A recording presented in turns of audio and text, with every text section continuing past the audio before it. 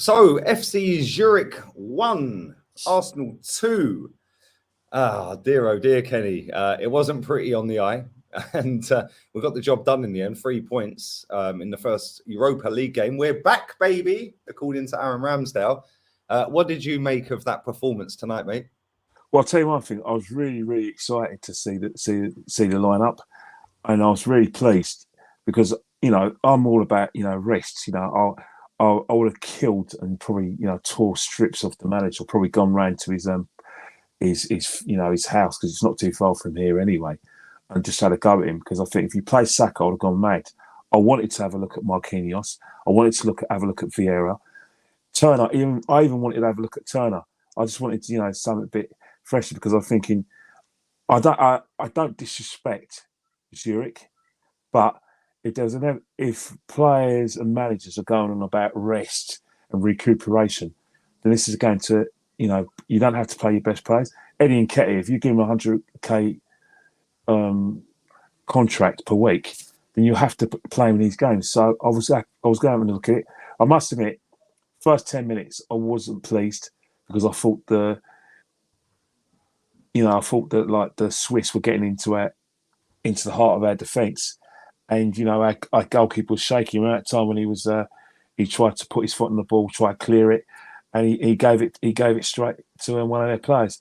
But I always felt that they didn't have the quality to hurt us, penetrate us.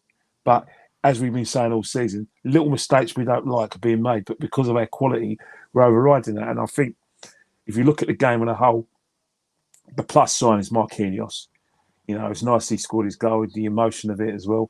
Eddie played. Sorry to cut you off, right? I thought that was weak. I can't lie. Yeah, what you mean? The fact that he's crying. Man's grown up in Brazil, Kenny. Yeah, in favelas. Yeah, right. He's come out of poverty. He's made it at football, or making it, or trying to make it. Yeah, you're in the Europa League against a team from a league that is probably not in the top 10 leagues in the world, and to start crying. I must admit, I was taken aback by it, but I think, Jesus Christ, maybe playing for our great club is an emotional experience. The pull of Arsenal, maybe playing alongside his mate, his fellow Brazilian Martinelli. But one of the things I looked at, I think he was a plus. There was things I liked about. Very good tonight. It was very. There was Vieira. There was good and bad. I like the good. The bad I got frustrated with. And I think if anyone needs games, it's him. Because I think that on the little I saw that was good, I think Martin Odegaard will have a run for his money because I think in terms of technical ability, there's something there I like. But what I don't like is giving the ball away, and I want to beef up a bit. Xhaka, you know what? I don't know this. Great, isn't he? He's been Lee, I don't know. Who is this guy? Who is this bloody number 34? Who's this number 34 playing good football? When he drops on the floor and he's holding his leg, we're all sitting there thinking, we've got a midfielder on the bench. This is where we're at, bro. We're like, oh my God, we need Xhaka. But Lee, who is this guy, Xhaka? I don't recognise him this season. He's scoring goal. He scored a goal. He's creating chances. He's putting his tackles in. He's going further up. He's effective. Who is this guy? I don't know this guy. You know what I mean? Who is this guy, Granite? Because he must be he must be his twin brother playing good football this season. Because today I thought he was brilliant today, and I was also Nketiah. Yeah, he led the line well. I could see instances in his game why he's a number 2, why he's never going to be a number 1. And like as I said before, good and bad. But saying that, I was frustrated when Mikel brought on these big guns. When he brought on Jesus, he brought on Saka, he brought on Odegaard, he brought on Zinchenko. I said, "What's the point, mate? What's the point, mate? We don't need you. We got bigger games. We've got a massive game this week against Everton, and then Brentford away. That's not going to be easy. It's Brentford at home. It's at home. No, it's away. Brentford away in 18th because I got a ticket to the game. Is it away? Yeah, it's at the G-Tech G-Tech Stadium. Sorry, Everton's at home. You're right. Everton's at home. We only play 2 home games at a time at home.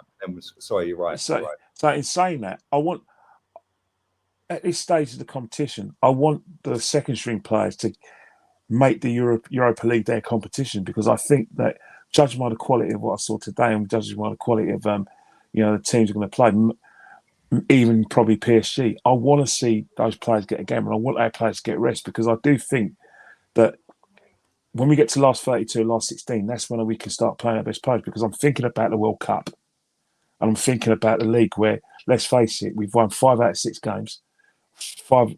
And I do think that it's a league where we're going to learn a lot about this team.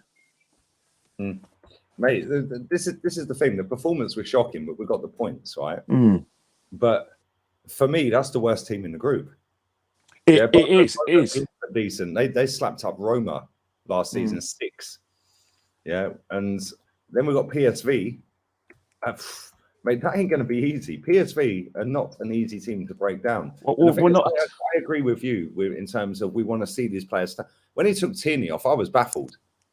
Yeah, because I thought Tierney and Marquinhos, when he took them both off, I was like, they've been our best 2 players. And that's what I thought. I was getting frustrated because I was thinking. But do you know why he did that? In my opinion, yeah, I think the reason he did that is because he thought, do you know what? They're going to throw everything at it, and they're either going to capitulate. Or they're going to get back in the game. I'd rather have some of my more tried and trusted first teamers that have played great this season, Jesus, etc., Odegaard, etc., Zinchenko, all to come on. You know, something saddens me.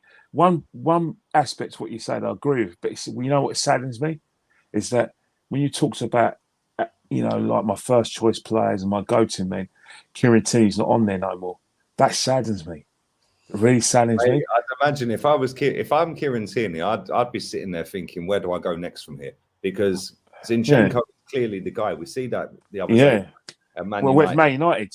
And he played fantastic against Aston Villa, and then bang, Zinchenko passes a late test, straight in the team. And that's the thing that frustrates me. Whether people, we're all entitled to our own opinions, and I respect their opinion on this issue, because it is an issue where people are going to think about Zinchenko and they think, he gives us something different. We play really well for him, and technically he's brilliant. But I still see Kieran Tierney as my first choice, and for him to play well today, play well against Villa, and be his understudy is not what I thought, because I always thought that on his day that I hoped that he was going to be a rival for Robertson as one of the best left backs in the country. And I think injuries are a killer, man. Injuries can take you from Mount Everest to Ben Nevis. You know what I mean? And it saddens me. Mate, I totally agree. The thing is, he's obviously worked with Zinchenko before. Yeah, and it seems like every Emery player he's trying to get rid of. Like real talk. He's got rid of all of them bar Saliba and Tierney. Well, not yet. He hasn't got rid of Saliba yet. No. They've all gone. Yeah. So I just look and I think Tierney's next out the door, man. I really do. And whether that would be Arteta doing or whether it be him wanting to leave. Listen, Kieran Tierney is a quality left back. Kieran Tierney is good enough to be left. When he's fit, he is insane. When he's fit, he could play for any of the. I don't in the league. Any time in the league, he could go and play for the best top teams in Europe. I mean, a year ago, we were all saying this collectively. Now he can't get a game. And that's why I was really frustrated. To leave him on the pitch. Leave him on the pitch. Don't take him off and then send a message out. Oh yeah, I'm going to get my big boys. My first team to try and basically game manage the game. But it's Mikel's decision. He it's his players, his decision. But I just don't agree with it.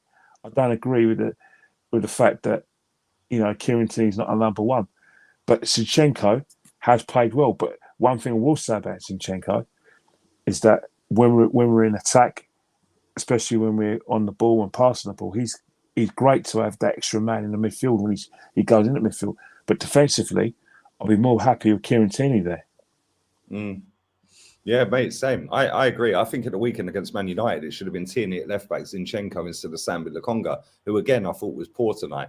Yeah, there's one good thing that Albert did. that through ball for for Vieira to put lobbed the keeper over the bar. But apart from that, it's like Albert's. He looks like he's still learning the game. Where you want Albert, to just grab the game, because when we bought Albert from Belgian football, he's the next Cavalier rank to play in, to actually push through for that World Cup spot, in Qatar for his national side.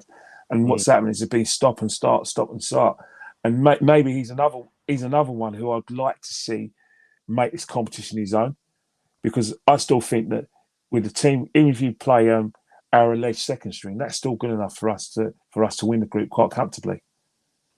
Yeah, mate, I agree. We should be walking this group 6 out of 6. We are going to do player ratings. It will only be me and you tonight. That's fine. It's got dodgy Wi-Fi down in the south of France. But I'll send you a link in a bit. I've got to do 2 more fan cams. Go and check out my fan cam, guys. Check out Kenny Ken 1972 on Instagram. Matt's up next, and then Brandon, and then we'll get straight into player ratings, which will be out later on this evening. Until then, we're out of here, people. Adios, amigos. Arteta fuera. Para siempre.